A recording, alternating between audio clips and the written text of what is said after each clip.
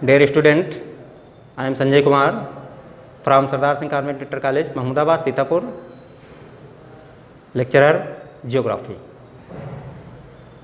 तो आज बच्चों कक्षा 11 में आपको भूगोल विषय का दूसरा पाठ पढ़ाया जाएगा, जिसका नाम है पृथ्वी की उत्पत्ति एवं विकास, the origin and development of earth. तो इस पाठ के बारे में हम जानेंगे। तो सबसे पहले तो हम ये जानेंगे कि हमारी जो पृथ्वी है तो उसकी उत्पत्ति किस तरह से हुई।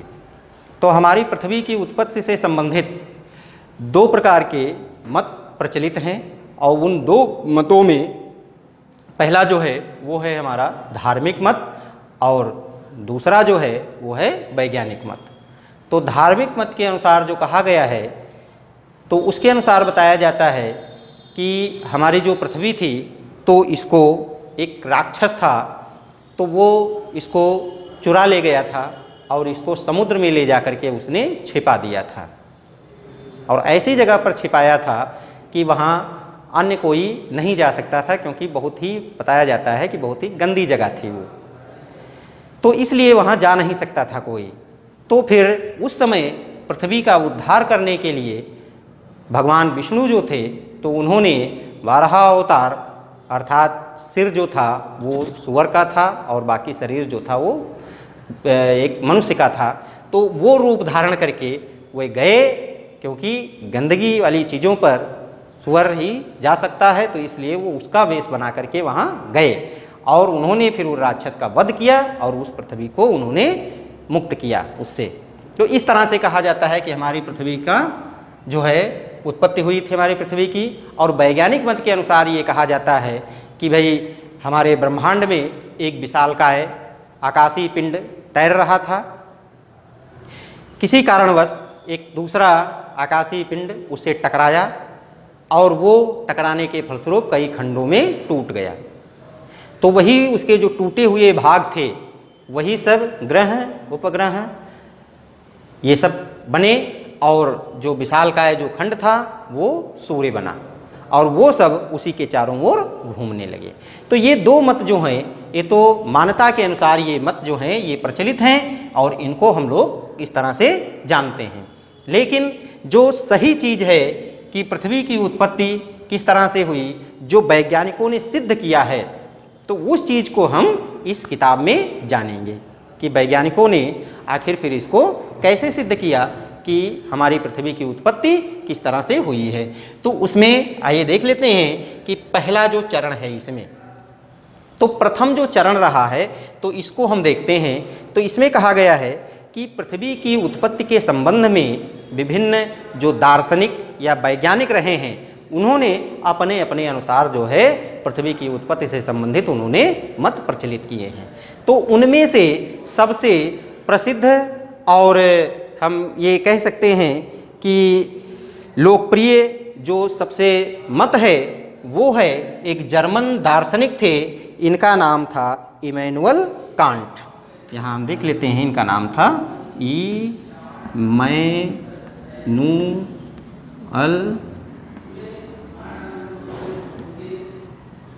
इमैनुअल कांट, ये इनका नाम था। तो इनका जो है मत इन्होंने जो अपना दिया है, ये मत सबसे प्रसिद्ध और सबसे अच्छा जो है सिद्ध किया हुआ ये मत माना जाता है। लेकिन उसके फिर बाद जो है 1976 ईस्वी में एक गणितज्ञ थे जिनका नाम था लाप्लेस। तो लाप्लेस जो थे तो इन्होंने बताया कि हमारी पृथ्वी की उत्पत्ति कैसे हुई। तो इन्होंने कहा कि इन्होंने ये बताया कि एक इन्होंने परिकल्पना प्रस्तुत की जिसको कहा जाता है निहारिका परिकल्पना। यहाँ आप देख रहे हैं निहारिका परिकल्पना। तो निहारिका परिकल्पना के अनुसार इन्होंने बताया कि हमारे ब्रह्मांड में ग्रहों का जो निर्माण है तो धीमी गति से घूमते हुए पदार्थों के बने बादल से हुआ है। भाई इन्होंने बताया कि ग्रहों का जो निर्माण है तो धीमी गति से घूमते हुए पदार्थों के बादल से हुआ है, जो कि सूर्य की युवा अवस्था से संबंधित है। किससे संबंधित है? सूर्य की युवा अवस्था, अर्थात सूर्य की जो युवा अवस्था थी उससे संबंधित है। ठीक है, कि इनके अनुसार ये कहा गया कि भाई जो ग्रहों का निर्माण हुआ है तो कैसे हुआ है, तो उन्होंने कहा है कि धीमी गति से घूमते हुए पदार्थों के बादल बनने से जो है इसका हुआ है। और फिर इसके बाद जो है सन 1900 ईस्वी में एक दार्शनिक थे या विद्वान थे चेम्बरलेन, और दूसरे थे मोल्टन। तो चेम्बरलेन और मोल्टन ने फिर इन्होंने जो है बताया कि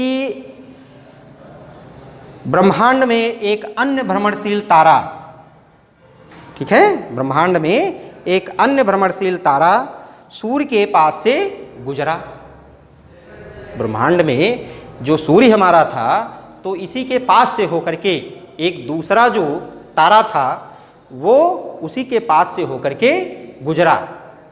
ठीक है, और इसके गुजरने के कारण गुरुत्वाकर्षण के कारण जो रहा, यानी जो गुरुत्वाकर्षण बल पाया जाता है, तो उसके कारण क्या हुआ कि सूर्य की सतह से एक सिगार के आकार का जो पदार्थ था वो निकल करके बाहर हो गया।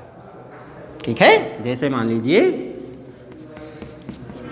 ये सूर्य है, ठीक है, और इसी के पास से, इसी से जो है एक सिगार के आकार का, हम सभी जानते हैं सिगार जो है इस तरह का होता है।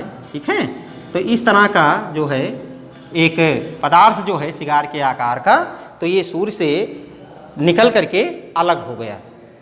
ठीक है, और निकल करके ये जब अलग हो गया तो उससे यह तारा जब सूर्य से दूर चला गया, यानी इसमें से ये जब निकल गया और इसके बाद जब ये इससे दूर चला गया, ठीक है, तो दूर जाने के कारण ये क्या हुआ कि फिर यह सूर्य के चारों ओर चक्कर लगाने लगा। ठीक है, ये जो है सूर्य के चारों ओर फिर इस तरह से चक्कर लगाने लगा।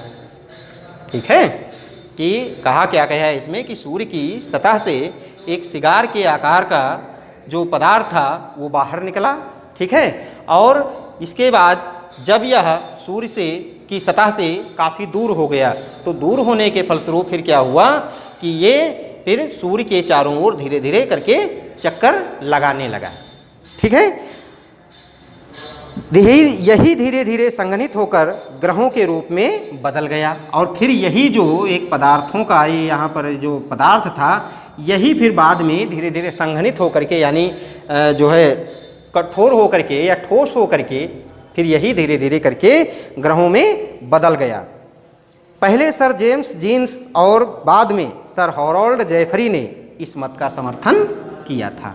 तो ये इस तरह से जो है प्रथम चरण में ये बताया गया।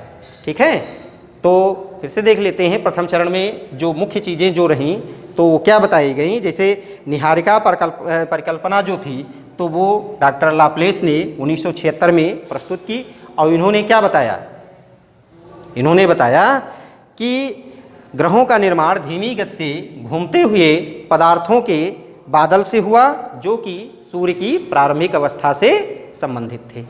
ठीक है, ये इन्होंने कहा। फिर दूसरे जो हैं मोल्टन और चेम्बरलेन ने, उन्होंने क्या कहा, उन्होंने कहा कि भाई इनके अनुसार जो है ब्रह्मांड में एक अन्य भ्रमणशील तारा सूर्य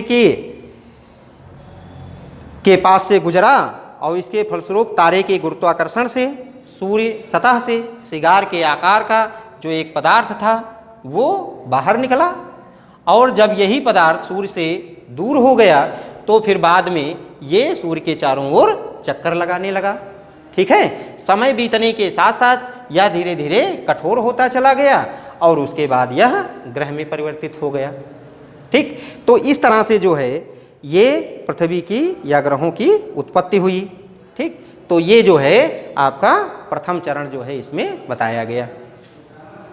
तो अब ये पहला चरण जो है हो गया। अब जो है दूसरा चरण हम देखते हैं। ठीक है, तो दूसरे चरण के अनुसार जो है, अब इसमें क्या है कि जो दूसरा चरण है तो इसमें ये कहा गया है कि सूर्य के साथ एक दूसरे तारे की भी बात की गई है कि सूर्य तो था ही, लेकिन उसके साथ में एक दूसरा तारा भी था ब्रह्मांड में।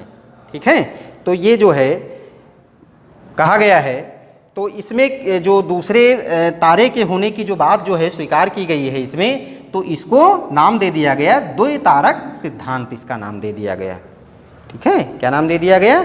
द्वैतारक सिद्धांत इसका नाम दिया गया कि भाई सूर्य के साथ जो है, कुछ लोग ये भी मानते हैं बाद में कि भाई सूर्य के साथ में एक दूसरा तारा और भी ब्रह्मांड में था। तो वही जो दूसरा तारा जो ब्रह्मांड में उनके अनुसार जो था, तो उसी को सिद्धांत एक जो नाम दिया गया उसका द्वैतारक सिद्धांत नाम दिया गया। ठीक है, और इसमें जो है फिर 1950 ईस्वी में रूस के ऑटो शिमिट, इनका नाम था, ये रूस के विद्वान थे, वैज्ञानिक थे, ऑटो शिमिट, और जर्मनी के कार्ल वाइजास्कर। तो ये जो दो विद्वान थे, तो इन्होंने जो है कुछ संशोधन इसमें किया और इनके अनुसार जो है कहा गया कि एक सौर निहारिका, यानी जो सूर्य है हमारा, तो एक सौर निहारिका से घिरा हुआ है। ठीक है, इन्होंने जो उसमें संशोधन करके अपना जो सिद्धांत प्रस्तुत किया, तो उसके अनुसार कहा गया कि जो सूर्य है तो वो एक सौर निहारिका से घिरा हुआ है। ठीक है, जो मुख्यतः किस चीज से बने हुए हैं? हाइड्रोजन और हीलियम। ठीक है, वह धूल कणों की बनी हुई थी, यानी जो निहारिका थी, ठीक है, तो वो हाइड्रोजन, हीलियम और धूल कणों से बनी हुई थी। ठीक है, इन कणों के घर्षण व टकराने से एक चपटी तस्तरी की आकृति के बादल का निर्माण हुआ।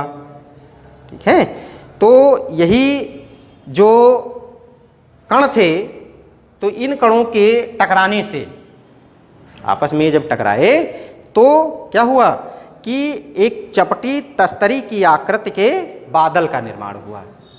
चपटी हुई तस्तरी के आकार का जो एक बादल बनता है, तो उस बादल का निर्माण हुआ। ठीक, और उस निर्माण के द्वारा जो है कहा गया कि निर्माण हुआ और अभिवृद्धि प्रक्रम द्वारा ही ग्रहों का निर्माण हुआ, यानी जो बादलों का ये निर्माण हुआ तो उसी के फलस्वरूप जो है फिर ग्रहों का निर्माण हुआ। तो ये जो है इनके अनुसार बताया गया है। और फिर अंततोगत्वा वैज्ञानिकों ने पृथ्वी या अन्य ग्रहों की ही नहीं बल्कि पूरे ब्रह्मांड की उत्पत्ति संबंधी समस्याओं को समझने का प्रयत्न किया। तो ये दो सिद्धांत जो हैं ये प्रस्तुत किए गए। दूसरा चरण जो है इसमें द्वैतारक सिद्धांत प्रस्तुत किया गया। ठीक है, और द्वैतारक सिद्धांत जो था तो इसमें पृथ्वी के साथ एक अन्य तारे के उपलब्ध होने की बात कही गई। तो इसमें जो है फिर जो निहारिका परिकल्पना थी, तो उसमें 1950 में रूस के ऑटो शिमिट और जर्मनी के कार्ल वाइजास्कर ने उसमें कुछ संशोधन करके उसको प्रस्तुत किया। ठीक, और उन्होंने जो बताया कि सूर्य एक सौर निहारिका से घिरा हुआ है और वह सौर निहारिका जो है तो वो हाइड्रोजन, हीलियम और धूल कणों से बनी हुई है। ठीक है, और इन कणों के घर्षण व टकराने के फलस्वरूप एक चपटे तस्तरी के आकार के बादल का निर्माण हुआ और फिर उसके बाद उसी के अभिवृद्धि और प्रक्रम द्वारा अन्य ग्रहों का निर्माण हुआ। तो ये जो है इस तरह से फिर इन्होंने द्वैतारक सिद्धांत प्रस्तुत किया। ठीक है,